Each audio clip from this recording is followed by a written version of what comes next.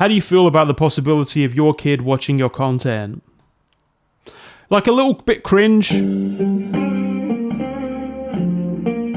the sense that I look at my own work from like 5 or 6 years ago and I'm like, because, you know, you develop over time and maybe you present things differently. So I can't imagine how I'd feel like 10 years from now about the stuff that I'm making right now, or even the stuff that I was making back in like 2018, 2019. So on that like presentational level, I kind of feel weird about my child seeing that old stuff.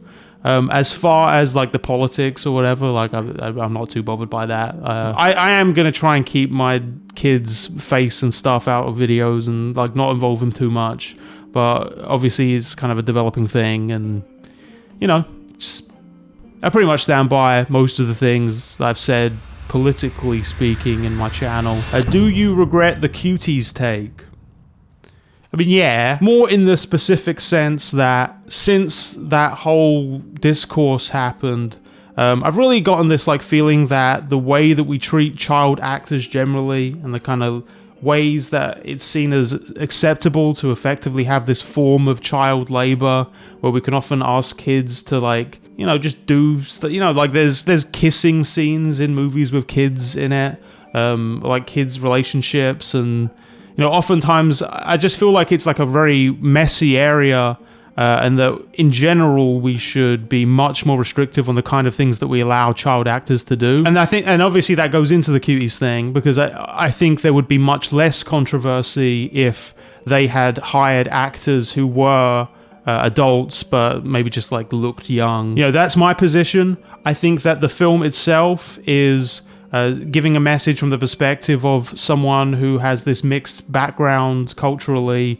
and is kind of speaking from this like refugee experience. I think the intent of the movie itself is fine as a depiction of like a normalized version of child exploitation that does exist within certain cultures. It's one of those difficult things where I think like the director had a child psychologist on, like they met all of the child labor laws that as they currently exist when it comes to these kinds of projects. I do think the message he intended was good, and I think you were supposed to feel revolted by those sort of depictions. And that's the thing I was trying to communicate, because I think a lot of people were being very dishonest and basically calling the director a pedophile who needs to be locked up, which I don't think is a fair assessment. So that part I still feel, and I still agree with that, but I would have front-loaded it with the thing about child actors, which I then later clarified, which to me is the root of the issue. You know, Twitter's a bad website, and it definitely encouraged the worst parts of my personality, and pretty much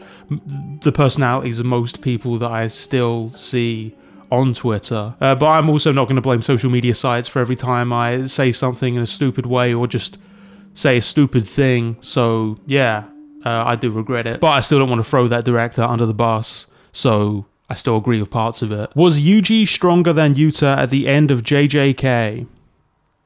So I don't know what JJK is. I'm going to say Yuji though. JJK is Jujutsu Kaisen, which I feel like I've seen something of before. The main guy looks a little bit like Bleach, but yeah, it could be good. Is that Yuji? I think the strongest one is the one with the one who's like got white hair and the iPad, No. New question. Jack, how do your emails stay so clean and nice? It's a great thing you asked. Today's sponsor, Proton Mail. Proton Mail offers a private, secure alternative to Gmail and big tech with everything you need to be productive. Unlike a lot of email providers, it's ad-free. Proton Mail won't scan your emails or target you with ads. It will alert you if your email address or other personal information appears on the dark web. All emails are end-to-end encrypted, and the nice thing is it's also extremely easy to switch from one service to another. If you're anything like me and use the same email for like your entire life. And if you already have other Proton services like Proton VPN or Proton Pass, it fits neatly within that larger suite of privacy-first tools. Proton Mail also offers unlimited email aliases, so you can create unique email addresses to protect your main inbox from spam and enhance your privacy across services. Now, if you'd like to give it a shot, you can head down to my link in the description or go to proton.me/JackSaints to get Proton Mail for free. You too could live a safer life and help fight big tech by signing up today. Thank you to Proton Mail for sponsoring this video. And thank you. What's your thoughts on James Gunn still denying that his new Superman movie isn't about Palestine? Is he lying? Do you think he's a Zionist? I don't think he is a Zionist, but I do think he's lying. What do you think? I think he is not a Zionist and that he is lying. I think the movie itself is just so obviously presenting that dynamic. Like, it's very obviously a depiction of primarily the Israel-Palestine conflict. You can definitely see some maybe Putin, Russia stuff going on, but like, I always think about the conversation between Lois and Clark, where Lois literally just starts restating explicit Zionist talking points. Like, she goes on this whole thing about, not Israel is a close political ally of America. Don't you think this diminishes America? Siding with a nation, Jahanpur, which historically has not been a friend to Jahanpur the US, has against changed. a nation that's technically our ally. You're being dishonest because you know as well as I do that the Baravian government is not well-intentioned. I think that's almost certainly the case, but do I know that? No, I don't. After Superman acted with violence against our Baravian allies. And it's like, that's not a conversation you'd really have if you were talking about Russia. So it's like, it feels very explicit there. At the same time, James Gunn is, I believe, trying to start a cinematic universe. And I do understand that you can't really come out and say, hey guys, the first movie in my big multi-billion-dollar cinematic universe is about us killing Benjamin Netanyahu. It's just kind of one of those things where movies cost hundreds of millions of dollars to make, and there's like a lot on the line, and you sometimes you just can't, you're not in an environment where you can really say things like that. It's okay for me to say things like that because people can just say, oh, bro is reading too much into the movie, and, you know, nothing is lost, really. But yeah, you know, no ethical consumption, Matt Bohr's comic, we were all eventually corrupted. Third favorite dinosaur. I like the one that's like a T-Rex, but it's like, it's got like red horns. It's like an upgrade of a T-Rex. I think it's a real dinosaur. How do you deal with feelings of despair? Nowadays, everything feels like it's going to shit, and I would imagine as a video essayist / media commentator, you kind of have to be constantly aware of that and talking about it in your analysis. And now becoming a father, maybe those have more weight. Just curious about the ways you would deal with that.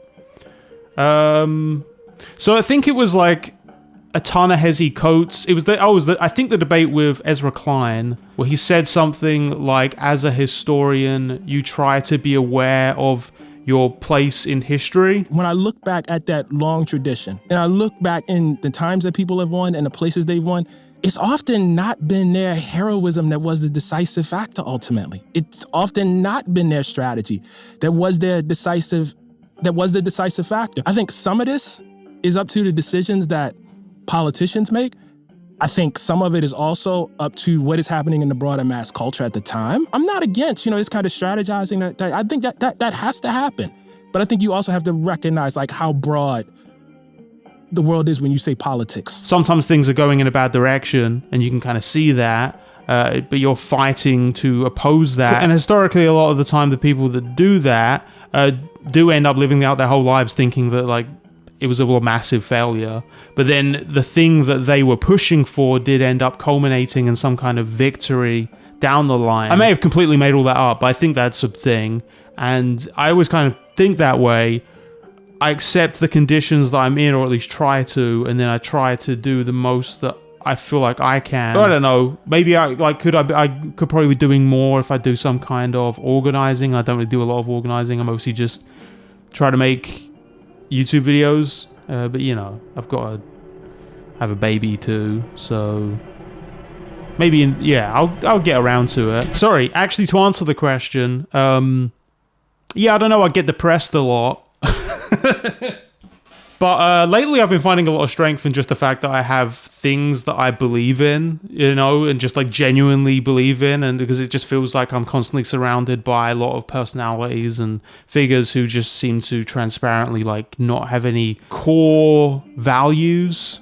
Maybe I'm just thinking about this a lot because of Keir Starmer, who's a very bad man. What has surprised you the most about fatherhood? So the thing I say to people generally is like, oh, how quickly he grows, which just practically, that is the big thing. It's like, I had this kind of a vision in my head that the baby would be born and it would just be like this little potato thing that doesn't really know what's going on. And then over the course of like a few months, it would maybe start to like, oh, I'm awake to the world. But it's like, no, my child was born and I was holding him in the operating room. And it's like, he was already just like he was already looking around. And then, you know, within the first couple of months, he started smiling and stuff. He's like a big baby. I think he's like pretty smart. I think he's like basically one of the smartest babies, but like, you know, I don't want to brag or anything. So he's like babbling now. Now he's in the phase where he's like trying to kind of make words. He'll be like doing a lot of tummy time and trying to crawl and stuff. And yeah, like it just feels like it's happening so quickly. But also, as far as on a more personal level, what I didn't expect was the speed that, I guess I always have this thing in the back of my head that my own life on a basic level is my top priority. And it is like wild, the immediacy that the baby's born and then you're like, okay, now that thing's in front of me. Like instantly, I was just like, okay, I guess this baby's life is more important than mine now. And then now everything else needs to get recategorized because of that. And then generally, the thing I was talking about in my last video, I have this general feeling of empathy and it just feels a lot stronger now just because I really know how strong that connection feels. So yeah, a lot of things, I don't know why I did that. But yeah. Also now whenever I see another baby, I always think in my head like, oh, that's not as cute as my baby. So I judge babies more. Do you prefer electoralism or direct labor action? So obviously, you know, why not have both? You sort of use the avenues that are available to you.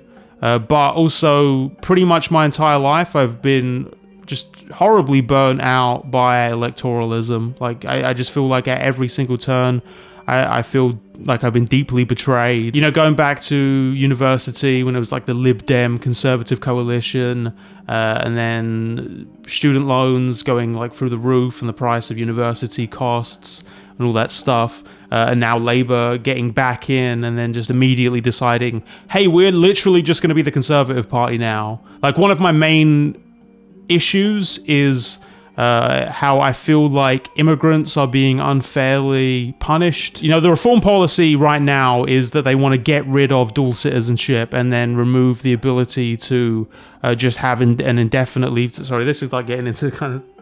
But basically, it'll create the situation where Brit might have to either give up citizenship, or like American citizenship, or never be able to become a British citizen and have to pay the four or five grand every couple of years to have a visa. And it's just a really like fucked up, unnecessary thing. And I feel like a lot of people are going to have to go through that. And yeah, so that's a big issue for me. And the Labour Party said, fuck you. So I felt very burnt out by electoralism. I'm open to it in some cases. I think the Green Party's been quite interesting lately. And I'm very interested to see how their campaign will continue to develop. But yeah, I have much more complicated feelings about electoralism. As far as those kinds of direct union actions, I'm always like in support of that kind of stuff. And yeah, I keep doing that. I don't know why I keep doing that. I haven't done a Q&A ever. Which video are you currently the most proud of in terms of research and writing and editing and all that? So I mean, probably the Zionism and The Last of Us, like the main video, because that was the product of like months of work, and was like a really interesting convergence of two topics that I really wanted to talk about. Like, I actually do have strong opinions about The Last of Us, for as much as I feel like a lot of people just want to kind of move on from it. And I've wanted like a good vessel to talk about Israel and Palestine, because I have very strong opinions about that.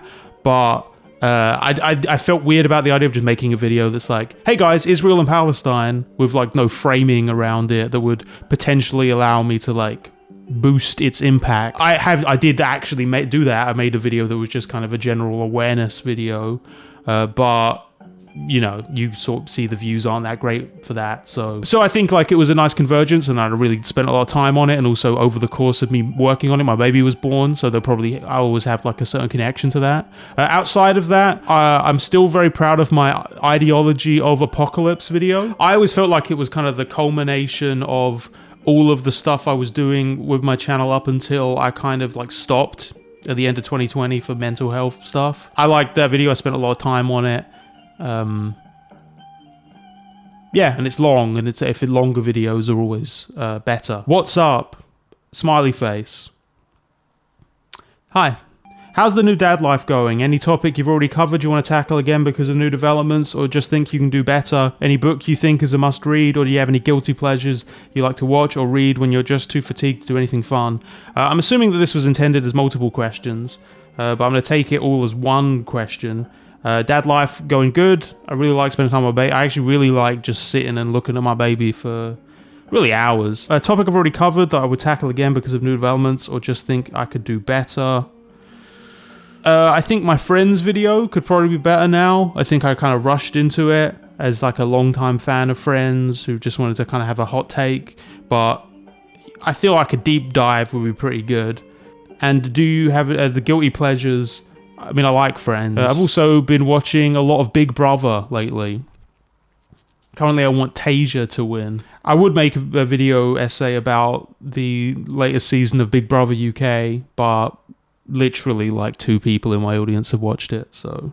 Do you still keep up with anyone involved in GiantBomb or any video game journalism in general? What made you drift away from it, if not? So, GiantBomb was, like the podcast specifically, was pretty much the background audio to my life from the age of like 16 to 20. For most of my later exams in school, I'd be doing my exam, but I would have an earphone in and it would have like the Game of the Year podcasts or something. And I'd just be like that while I was writing. Yeah, it turns out I have ADHD. I still go back to the Persona 4 Endurance run, and I do actually keep up with a lot of like the GiantBomb guys. I do keep up with Jeff Gersman and Vinny and like Nextlander and stuff. I like Patrick Klepek. I like Austin Walker. All those guys. Good guys. As far as why I've maybe drifted away from GiantBomb in the last few years, I think I just tend to drift away from things. I have thousands of hours in XCOM 2, but I haven't played that in a couple of years. For me to have something that held my interest for like 4 years is already pretty impressive. But, you know, eventually just gotta move on. I watch a lot of Northern Lion now, and that itself was a replacement for Limmy streams, which I also religiously watched for a long time. And then I've just kind of now I'm a Northern Lion guy. We love you, Ryan Davis. Fish. Like I don't go fishing, and I'm not really that interested in the idea of fishing. And I guess I'm not really that interested in having fish, like a fish tank. At one point I really wanted to get a bunch of jellyfish, but I don't really know the process of taking care of a big thing of jellyfish, and also don't really have some room for it right now, so at some point maybe I'll have some jellyfish. What's a hobby / pastime that you haven't gotten into that you think you might enjoy if you did? I've always thought I would enjoy surfing because I really like the water, and I especially like it when it's like nice and sunny out, but I don't really live in a place where that would be convenient, and also I have like really atrocious balance and very little dexterity, so I think I would really struggle. But if at some point I happen to be in some kind of surfing community, I would definitely like to get into surfing. I also want to go on more hikes, just general big old hikes and places. What's your relationship to personal fitness like? So I really do, I like working out, I like going to the gym, and there's been times in my life where I'll basically go every day, and there'll be times in my life where I never ever go because I just never make the time. And right now we're in that. So I pretty much just work on video stuff, or I spend time with my baby, or I'm just tired. So at some point I would like to go back to the gym, but that's a thing I've probably said 800 times in my life, conservatively. I like being able to run around and not get worn out or get like clammy and hot and stuff, so I just like to generally keep fit. That's my relationship to fitness. I also kind of have body dysmorphia feelings a lot, so it's nice to kind of have a shape, but I know that that's like the demon in my brain and I should try and kill it, but you know, that's how I feel. What's your favorite song at the moment? I like the Cage the Elephant version of Instant Crush by Daft Punk. I also like the Daft Punk version, but I've been listening a lot more to the Cage the Elephant one lately. What are baby names you considered but didn't pick? So I like the idea of having 2 babies, and one's called Red and one's called Blue. But nobody else likes the idea, so that is never happening in my life. Have you seen Monster, the Ed Gein story? I think we might need your take. So I was definitely thinking about that. I mean, I actually was thinking about initially doing a video about the 2nd season, which I did watch. The Kyle and Eric Menendez story, because at the very least that did feel like something different, and it also had a lot of horrible things that it did and were probably worth talking about. It was weirdly both sidesy in its depiction of child abuse, and I thought that was very strange. Like, off the top of my head, I think the Menendez, like the broader family, all corroborated about like child abuse that had happened. I feel like I did have things to say at that for a time, but then I kind of just didn't want to keep feeding into it. As far as the Ed Gein thing, I was watching the trailers and I just felt like it was gonna be very similar to Dharma, especially once Ed Gein's like shirtless and this like Charlie Hunnam shirtless guy thing, sexy, horrible serial killer. So maybe if I will at some point get around to it. Obviously, I don't really feel like watching it when my baby's in the room and could potentially hear things. So maybe in the future. Who is your favorite YouTuber? The Cool Autistic Gamer. Hi, you just watched a cool cartoon clip of the Cool Autistic Gamer 774. Subscribe for more and hit a like if you liked it. 737? Or, yeah, the Cool Autistic Gamer. Thank you. What would you do if you met Jabba the Hutt? I'd go like this. Is it worth it trying to talk relatives out of racist/homophobic/transphobic beliefs? So, I've been kind of lucky, I guess, in the sense that like I've always had very conservative family, but very conservative in that sort of British centre-right fiscal conservative kind of way, where they're not like outwardly hateful towards minority groups. They just have general like they're suspicious of Labour or whatever. But having definitely known people who have those kinds of bigoted views, I guess it's like it's never your responsibility to deal with people like that. But if you do have like you value the relationship for other reasons, I guess find avenues to make them maybe reconsider some of their perspectives a little bit. But yeah, it's not your job to do that socially. If you can persuade someone close to you, then it's always a good thing to do. Water then toothpaste, or toothpaste then water. I like to go water then toothpaste then water, and then I put a little bit more toothpaste and then do it the second time, so I'm extra toothpasted.